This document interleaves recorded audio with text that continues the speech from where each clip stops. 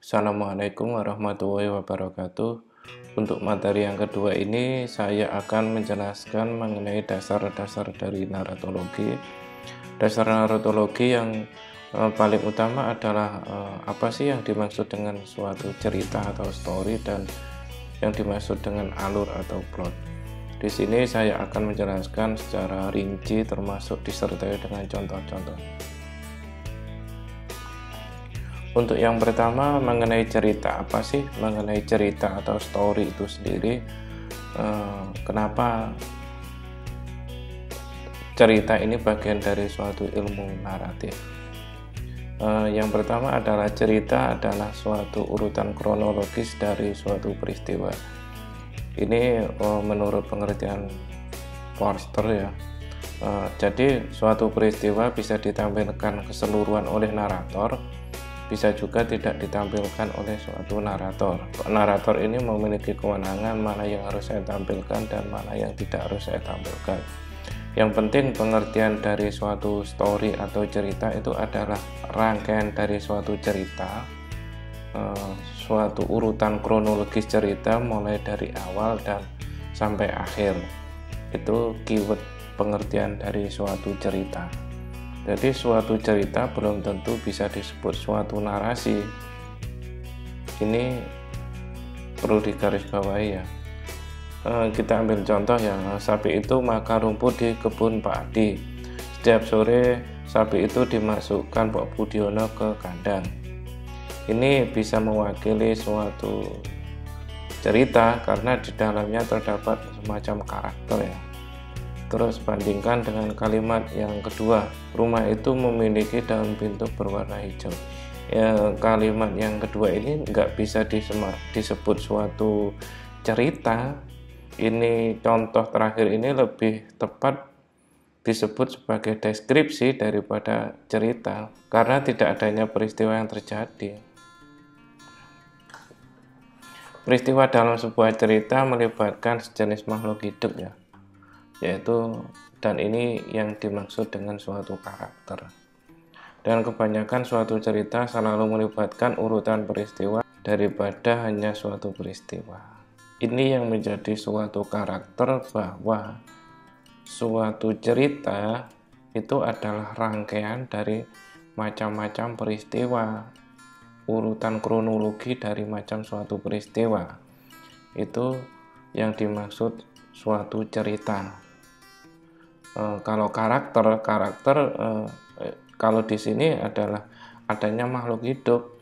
Kalau karakter seorang raja semacam apa, kalau ular itu mungkin mematikan atau ular itu sangat membahayakan, karena di dalam satu tokoh-tokoh itu menyimpan suatu karakter. Itu maksudnya semacam itu, bisa dipahami ya dari sini, sehingga dapat ditarik suatu kesimpulan bahwa cerita adalah urutan peristiwa dan tindakan yang melibatkan karakter. Suatu peristiwa umumnya mencakup kejadian alam dan non alamiah seperti banjir, kecelakaan mobil dan lain sebagainya. Itu dimaksud suatu peristiwa. Peristiwa itu menyangkut banyak hal, bisa jadi tentang kejadian pembunuhan atau yang lain, itu semacam suatu peristiwa. Terus sedangkan tindakan lebih khusus mengacu pada tindakan yang disengaja oleh karakter. Jadi tindakan itu suatu perbuatan yang dilakukan oleh karakter. Jadi semacam peristiwa dan tindakan, ada peristiwa dan ada tindakan yang melibatkan karakter. Karakter bisa jadi makhluk hidup atau orang. Itu maksudnya semacam itu. Itu pengertian dari suatu cerita. Terus yang kedua adalah plot. Plot adalah alur. Plot adalah suatu yang ditampilkan secara eksplisit di dalam suatu teks. Kalau cerita kan tadi mengenai urutan peristiwa secara kronologis ya, mulai A sampai Z. Sedangkan plot adalah suatu yang ditampilkan secara eksplisit di dalam sebuah teks. Jadi bisa ditarik kesimpulan bahwa dalam suatu cerita belum tentu adanya plot. Karena plot sendiri adalah jantung dalam suatu cerita. Lebih mudahnya kita melihat contoh semacam ini ya. Apa sih perbedaan antara cerita dengan plot? Kita ambil contoh semacam ini. Misalnya mobil kepresidenan berangkat dari Surabaya pukul 8 ya, WIB. Kemudian mengalami kecelakaan di Jombang pukul 10 WIB. Adapun yang dimaksud dengan cerita dalam contoh tersebut adalah rangkaian peristiwa dari awal kendaraan kepresidenan berangkat pukul 8 sampai tiba terjadi kecelakaan pukul 10. Ini maksudnya dimaksud cerita. Jadi cerita itu menggambarkan peristiwa berangkat di Surabaya, berangkat tadi sudah sarapan apa belum, kemudian di jalan terjadi insiden apa, kemudian mengisi BBM, atau si tokoh itu sedang ngapain, si tokoh di dalam mobil itu sedang makan, dan lain-lain. Dan kalau cerita itu dijelaskan mulai berangkat, peristiwa berangkat sampai terjadi kecelakaan di Jombang.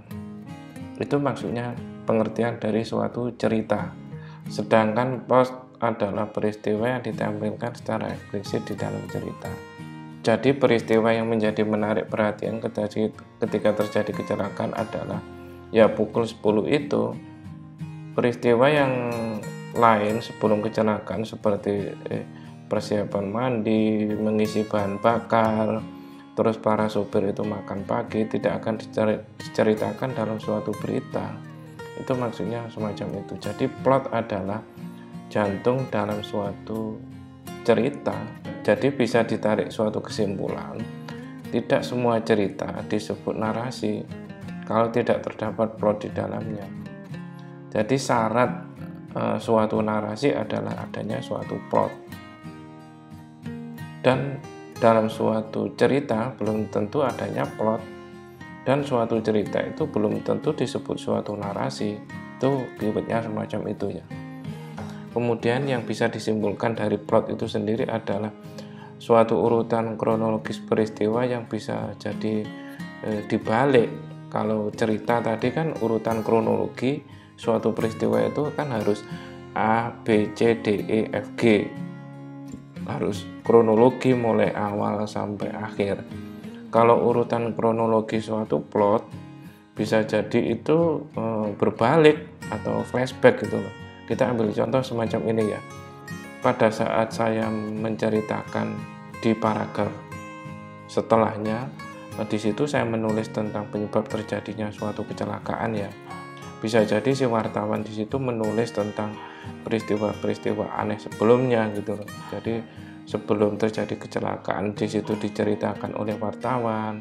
Kejadian aneh maksudnya di perjalanan tadi ada suatu macam trouble ya, kendaraan atau semacam apa sehingga menyebabkan kecelakaan itu terjadi. Atau bisa jadi flashback ke belakang, ternyata malamnya sebelum si sopir mengantar presiden itu mungkin bergadang, bisa jadi diceritakan dalam suatu teks semacam itu semacam kayak flashback gitu. Jadi maksudnya kalau plot itu urutan kronologi peristiwanya itu bisa jadi flashback gitu. Kalau cerita nggak bisa. Kalau cerita ya urutan kronologi mulai A sampai B itu dimaksud dengan cerita. Jadi narasi bisa disimpulkan adalah rangkaian dari peristiwa, harus ada melibatkan dua peristiwa. Untuk bisa disebut suatu narasi itu ada beberapa syarat sebenarnya. Syarat pertama yaitu harus adanya rangkaian peristiwa. Rangkaian peristiwa ini adalah peristiwa yang pertama yaitu berangkat pukul 8, kemudian tiba terjadi kecelakaan itu pukul 10.00 WIB. Itu maksudnya semacam itu. Jadi para wartawan itu lebih menarik bukan proses pemberangkatannya 8.00 itu, tapi wartawan dalam hal ini lebih menceritakan mengenai unsur jam 10-nya itu. Itu lebih pentingnya semacam itu. Jadi plot adalah bukan semua peristiwa ditampilkan, tapi hanya beberapa peristiwa eksplisit, maksudnya semacam itu. Terus yang syarat kedua, menjadi suatu narasi adalah mengikuti logika tertentu. Sebab akibat ya naik kendaraan ya berarti terjadi kecelakaan gitu. Masuknya semacam itu ambil contoh adanya sebab akibat. Kalau tidak terjadi kecelakaan bisa jadi tidak naik kendaraan. Jadi mengikuti logika sebab akibat, adanya suatu peristiwa, adanya suatu sebab, adanya mobil itu trouble menyebabkan terjadinya suatu kecelakaan. Itu semacam itu maksudnya, perbedaan antara cerita dan plot. Itu menjadi syarat penting akan adanya suatu narasi. Tidak semua cerita bisa disebut suatu narasi. Tidak semua cerita itu juga mengandung plot. Dan syarat menjadi suatu narasi harus adanya plot dengan adanya dua peristiwa. Itu perlu diketahui kunci dasar dalam ilmu narasi atau naratologi. Ya, demikian materi yang dapat saya sampaikan.